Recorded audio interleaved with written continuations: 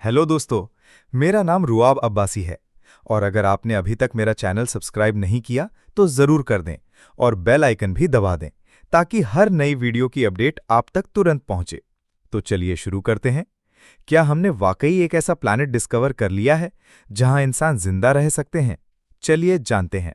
कहा जाता है कि एक वक्त था जब डॉक्टर आयान, एक मशहूर स्पेस फिजिसिस्ट, अपने रिसर्च सेंटर में अकेला बैठा था और टेलीस्कोप के जरिए डीप स्पेस का जायजा ले रहा था।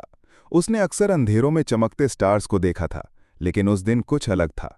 टेलीस्कोप की स्क्रीन पर एक ऐसा सितारा चमक रहा था जो ना तो हमारी गैलेक्सी मिल्की वे का लगता था और ना किसी जाने माने स्टार मैप पर उसका रिकॉर्ड था।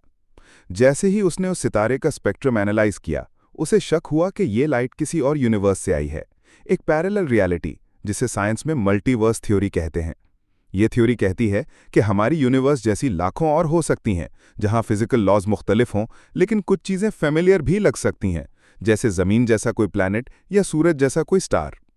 डॉक्टर आयान ने उस सिग्नल को ट्रैक किया और एक प्लैनेट डिटेक्ट किया, जिसे उसने ज़ीटा 9 का नाम दिया। ये प्लैनेट एक रेड ड्वार्फ स्टार के 5th ऑर्बिट में था, जिसका साइज अर्थ के बराबर था, लेकिन उसका दिन सिर्फ 10 घंटों का था।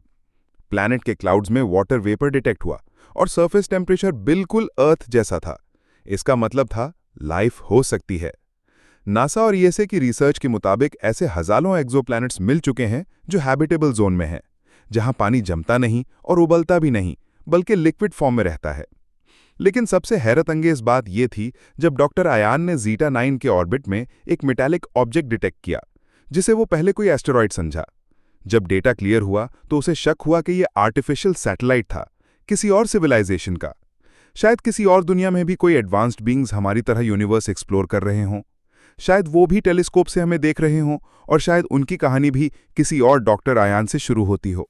आयान ने क्वांटम मैकेनिक्स और ग्रेविटेशनल वेव्स के जरिए ये समझने की कोशिश की कि उसे ज़ीटा 9 की लाइट सिग्नल किसी और यूनिवर्स से कैसे मिला। एक थ्योरी के मुताबिक ब्लैक होल्स किसी और यूनिवर्स के दरवाजे बन सकते हैं। अगर ये थ्योरी सही है तो ज़ीटा 9 किसी और रियलिटी में है, एक पैरेलल डायमेंशन जहां वक्त की रवानी और ग्रेविटी दोनों मुख्तलिफ हैं। उसने एक नाम दिया, क्वांटम गेट, एक ऐसा जोन जहां से यूनिवर्सेस आपस में टकराते हैं या इंटरैक्ट करते हैं।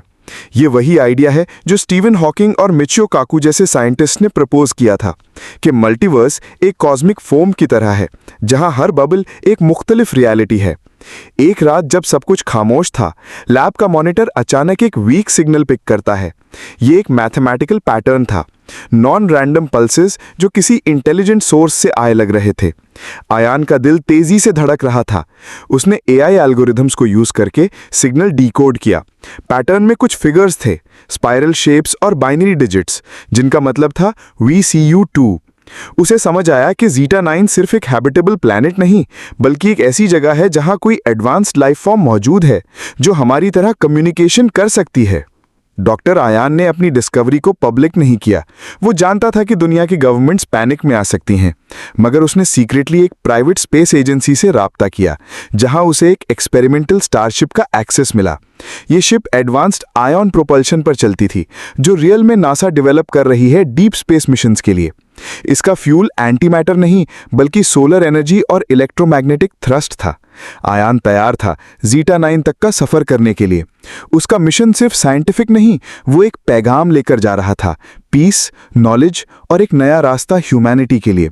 जब आयान ज़ीटा 9 के ऑर्बिट में पहुंचा तो उसे समझ आया कि स्पेस का रंग थोड़ा सा ब्लू और पर्पल था, जैसे टाइम और लाइट यहां स्लो मोशन में हो। प्लैनेट की सरफेस क्रिस्टलाइन लगती थी और हवा में सॉफ्ट हमिंग सी गूंजती थी। जब उसका शिप डिसेंड हुआ तो उसे दूर दूर तक शाइनिंग टावर्स दिखाई दिए, बिना किसी मशीन के बने हुए, जैसे किसी ऑर्गेनिक मैटर से उगे हों।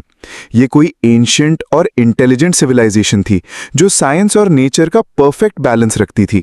उसे तब एहसास हुआ कि हम अकेले नहीं और शायद हम सब एक बहुत बड़े कॉस्मिक डिज़ाइन का हिस्सा हैं, जहां हर प्लैनेट, हर स्टार और हर लाइफ एक स्टोरी का टुकड़ा है।